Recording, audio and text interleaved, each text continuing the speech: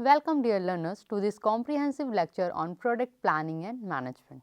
In the vast and competitive landscape of marketing, the product stands as the fundamental core of all business activities. Without a product, there is no pricing to determine, no placement to strategize and no promotion to execute.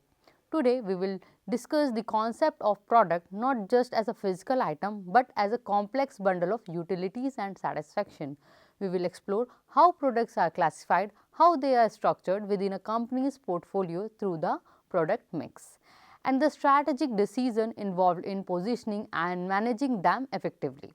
This session is designed to provide you with a deep academic understanding of the first P of the marketing mix. Let us outline our primary learning objective for this session. By the end of this lecture, you will be able to define the concept of product from both buyer and seller perspective. You will be able to analyze the 5 levels of product as identified by Philip Kotler. Third, you will be able to classify product based on durability, tangibility and uses. And the fourth, you will be able to evaluate the dimensions of a product mix including width, length, depth and consistency. So, understanding the strategies for product positioning and the various methods of product mix expansion and alteration. Identify the key tasks involved in comprehensive product management. Let us begin with the fundamental question, what exactly is a product? Is it merely a physical object we pick off a shelf, or in the realm of marketing, a product is the first P in the marketing mix, serving as the main axis around which all activities revolve. Without a product, a marketer effectively has nothing to promote, distribute or charge for. In a general sense, a product is an offering by the marketer that contains a bundle of utility. Simply put, anything that can be utilized to derive satisfaction qualifies as a product. Now, let us define a product. A product is something a firm markets that will satisfy a person's wants or fill a business or commercial need. This definition highlights that products serve distinct purpose for different types of buyers. Furthermore, Philip Kotler expanded on this by stating that a product is anything offered in a market for attention, acquisition, use or consumption that might satisfy a want or need. So, how do we evaluate a product? We must look at it from two perspectives. To a buyer, a product represents the satisfaction of a want. To a seller, it represents the fulfillment of a commercial need, specifically the generation of sales and profit. It is crucial to note that a product can take the form of goods, services or ideas. Tangible goods like computer, book or chairs have physical components, we can touch them. Intangible products like tourism, hospitality or career guidance services offer benefits that are felt rather than touched. A product is not a single entity, it is a multi-layered concept. Philip Kotler identified 5 distinct levels of a product, each adding a layer of value and creating a unique identity. Let us navigate through these concentrated levels to understand how value is built. The first and the most fundamental level is the core or generic product. This level addresses the basic problem solving benefit. At this stage, the product typically does not carry a brand name and is less expensive. The consumer intends to purchase the product purely for its utility. For example, a consumer entered a hotel or a restaurant, their core need is to satisfy hunger. The motto here is simple, to satisfy the hunger. Moving outwards, the second level is the basic product. Here the marketer takes the core benefit and turn it into a tangible offering. The core benefit are submitted with specific offering to transform it into a basic product. Using our hotel example, the basic product include the chair, the table and the washroom facilities. These are the minimum offering required to deliver the core benefit. As we move beyond the basics, we encounter the expected product. Where a customer purchases a product, they carry a set of minimum expectations. In a hotel, a customer does not just expect food, they expect tasty and hygiene food served in a clean environment. If these expectations are not met, the product fails regardless of core benefit. The fourth level is where competition heats up, the augmented product. What happens if a product exceeds the minimum level of customer expectation? It becomes augmented. This level involves differentiation in offering. For example, a restaurant that provides exceptionally fast service, quick response to requests and a wide variety of foodstuffs add value beyond what is expected. This augmentation builds reliability and brand preference. Now, finally, we have potential product. This encompasses all the possible augmentation and transformations the product might undergo in the future. It represents the prospect a marketer can incorporate to enhance customer loyalty. This could involve integrating new ideas to improve performance. For example, offering free soft drink at same cost after a meal is a potential product strategy that delights the customer and builds goodwill for the future. Let's briefly recap this section. We have established that a product is a bundle of utility satisfying both buyers' want and sellers' need. We have also discredited Kotler's 5 level: the core, the benefit, the basic, the tangible item, the expected, the minimum standards and the augmented differentiation, and the last, the potential future value. Understanding these levels allows a marketer to see exactly where they are adding value to customer's life. Now that we understand the structure of a product, how do we classify the vast array of product available in the market? Classification helps in strategizing market efforts. The first major classification is based on durability and tangibility. First, we have non-durable goods. These are tangible goods that are short lasting. They are consumed quickly or used over a short period. Because the consumption is fast, the frequency of purchasing is high. Fast moving consumer goods or FMCG products like toilet soaps, toothpastes, detergents fall into this category. Second, we have durables.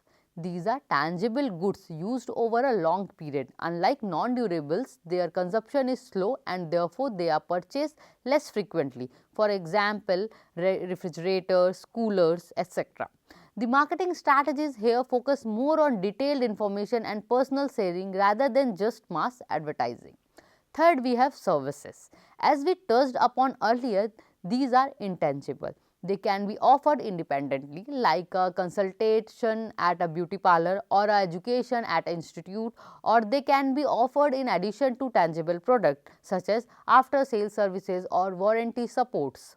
We can further classify products based on uses. Let's start with the consumer products, which are used by households for personal and family satisfaction.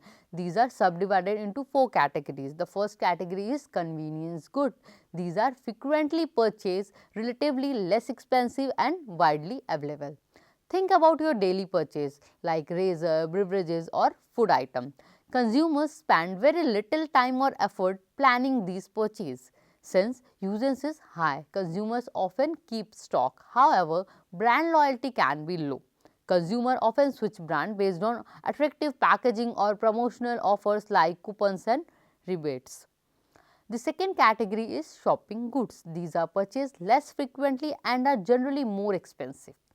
They are available at fewer stores, requiring the customer to spend more time and effort planning the purchase. Here, consumers engage in brand comparison and evaluation. They look at features, style, color, quality and warranty. Products like microwave, oven, DVD players and digital cameras fit here. Advertising and personal selling play a crucial role in influencing this purchase. Continuing with consumer products, the third category is specialty goods. These are infrequently purchased, highly expensive items with unique characteristics. They are often available at very few or selected outlets because of the high cost and unique nature. The purchase is made with utmost care and proactive planning. Consumers typically do not look for substitute. They know exactly what they want, such as branded Mercedes car or an antique painting. They are willing to wait and travel to acquire this specific brand. The fourth and the final category of consumer goods is unsought goods. These are items that are purchased suddenly or under compulsion. Consumers are generally aware of them, but they do not pay attention to them because they do not feel an immediate necessary or requirement until a problem arises. Example, including umbrella during a sudden storm, repair services or health insurance, because the natural desire to buy is low. Aggressive selling techniques are often required to promote these products. Moving away from households, we look at industrial products now. These are purchased by organizations to satisfy their business need or to manufacture other products. First, we have raw materials. These are the essential prerequisites of production.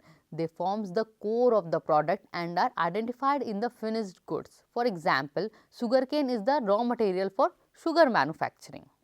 Second are component parts. These are finished product in their own right but are assembled to form a larger final product.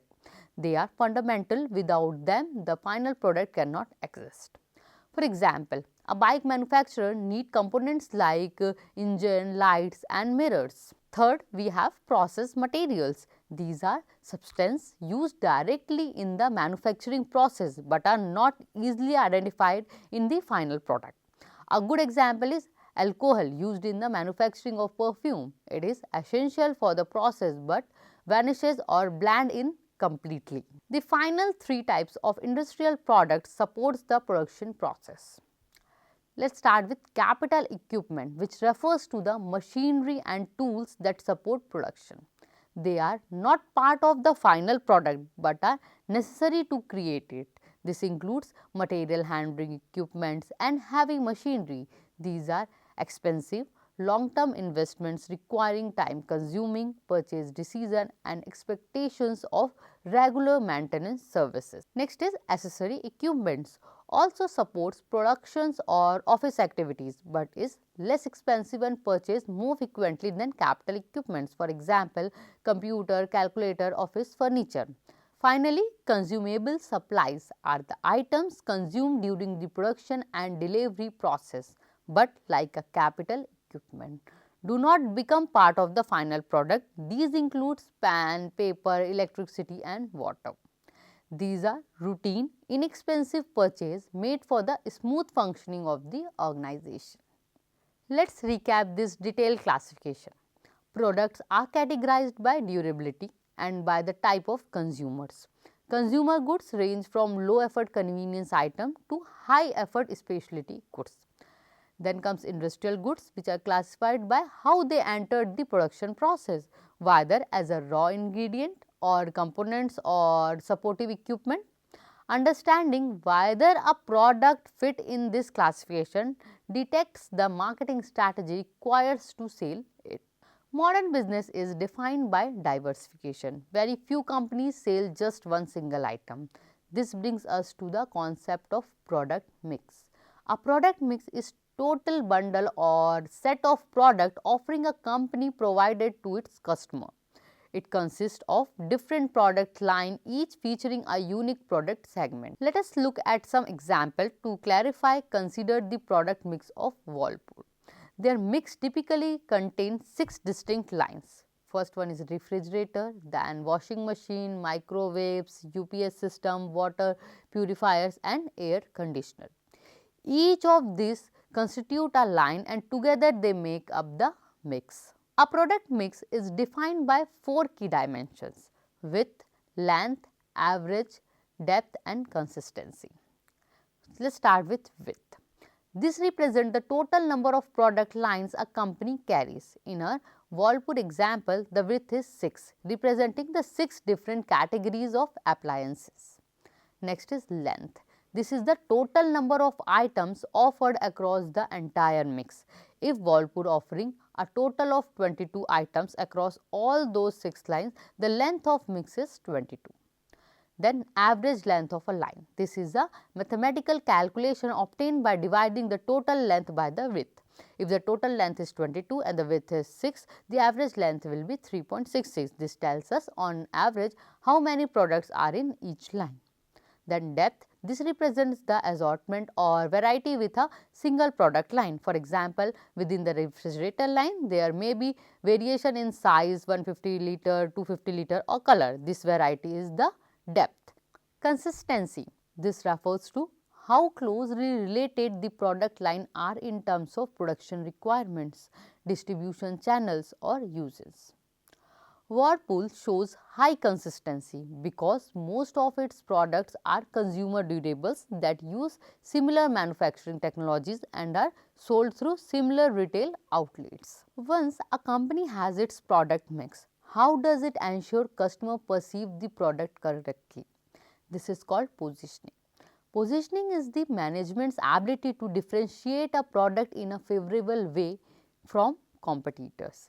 It is the process of developing a specific image that the product projects in minds of consumers. There are three primary positioning strategies. First one is positioning in relation to a competitor. Second, positioning in relation to a product class or attribute. Third, positioning by price and quality. Let us explore these strategies with example. Positioning in relation to a competitor. It is suitable for a firm that has a solid differential advantage. A classic example is Intel Corp. To fend off rival microprocessor makers, they launched the Intel Inside campaign. This positioned their component as a superior essential ingredient, convincing buyer that a computer with Intel was better than one without. Positioning in relation to a product class or attribute. It involves associating the product with a specific feature or category. For example, products labeled made in India appeals to patriotism and perceived quality. Similarly, firms might position wires as a low energy consumptions or food products as a sugar free. These attributes define the product in the market. Next one is positioning by price and quality. Play on consumers' perceptions that price often equals quality. Retail chain like Fab India position themselves as selling high quality products at a premium price. Conversely, stores like Dollar General positioning themselves on the premises of low price, appealing to budget conscious shoppers. Markets are not static and neither is a product mix. Companies engage in product mix expansion by increasing the depth within a line or adding new lines. When a company adds a similar item to an existing product line with the same brand name, it is called line extension. For example, a biscuit company introducing 5 new variations of well-known biscuit. The reason to appeal to more market segment by offering a wider range of choice. Alternatively, mix extension happens when a new product line is added to company's present assortment. This new line could be related or unrelated to current product. Sometimes, rather than creating something new, companies perform alteration of existing products. This focus on improving an established product like Johnson & Johnson redesigned their disposable diapers to be less bulky and created separate style for boys and girls. Even changing packaging to make it more attractive counts as product alteration. Conversely, companies sometimes engage in product mix contraction. This is carried out by eliminating an entire line or simplifying the assortment. Why would a company do this? To remove lines that contribute less profit. The goal is higher profit from fewer stronger products. Companies also adjust their price position through trading up and trading down. Trading up involves adding a higher priced product to a line to attract a broader, more influencing market. The prestige of the new high-end product often helps boost the sales of existing lower priced products. Then trading down means it is the opposite of that. It involves adding a lower price product to the line. The firm expects that people who cannot afford the original expensive product will buy the new cheaper one. However, this carries a risk. The new offering may harm the firm's reputation for quality. To mitigate this, firms often give the cheaper product a different brand name. Finally, we arrive at product management. This is the overreaching discipline of managing the product lines and mix. It involves answering critical strategic questions. First, how many different product lines should the firms accommodate? Second, how can these lines be grouped for effective management? Third, what should the relationship be among various members of the same line? Fourth, how do we position these products to distinguish them from our competitors? Fifth, should we use individual branding or family branding? Sixth, how do we develop and maintain brand equity? Seventh, how do we plan new product to ensure a healthy portfolio in long run? Seventh, how do we handle product going through different stages of their life cycle? Answering these questions ensures that the product mix remain dynamic, profitable and aligned with customers' need. Let's conclude. The product is the heart of marketing mix. It is more than just a physical item. It is a complex offering with multiple level of utility, from understanding the basic distinctions between consumers and industrial goods to mastering the strategic dimension of the product mix, that is width, length, depth and consistency. Effective product planning is also essential. Whether through positioning, expansion, alteration or strategic management, the goal remains the same: to deliver value that satisfies the customer while achieving the consumer goals of the seller. Thank you for watching this session on product planning. Now that we have a blueprint and strategy, the next step is to execute it. In the next lecture, we will move to on product development. See you in the next video.